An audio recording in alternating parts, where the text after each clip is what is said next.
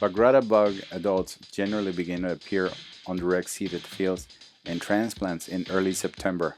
In fact, trials conducted on untreated broccoli plots at the Yuma Agricultural Center have shown that mid-September has historically been the time that Bagrada began to show up in large numbers. Peak abundance of Bagrada bug has occurred from late September to early October. See the graphs below. However, there has been a trend of lower Bagrada bug abundance since 2012, and last fall was the lightest we have recorded Bagrada population since we started tracking them in 2010. So far this season, we've yet to see a Bagrada here at the UMAG Center, but reports of Bagrada in commercial coal crops are beginning to trickle in from PCAs, albeit very few. Similarly, reports out of Imperial Valley and Coachella suggest that populations are light there as well. So what should a PCA expect for this season? Can't say for sure, but don't be complacent just because you're not finding a lot of Bagrada adults in your first few fields. It would be wise to assume they will eventually show up in some intensity in some of your acreage, and you should prepare for them accordingly. Here are a few management tips to consider. Number 1.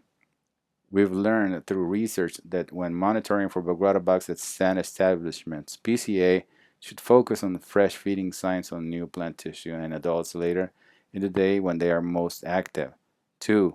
Research in the field has also indicated that direct seeded and transplanted crops are susceptible to Bagrada bug infestations during stand establishment and up to 6th leaf stage.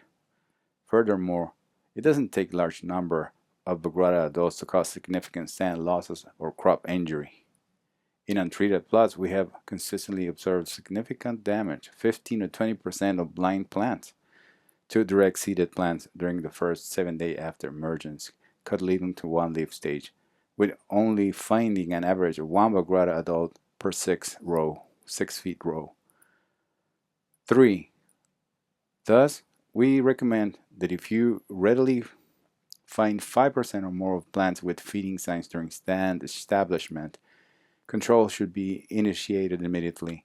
This can include chemigation or aerial applications with pyrethroids. Contact insecticides such as pyrethroids, lanates, and Lordsman should be used once stands are lined up and pipe is pulled.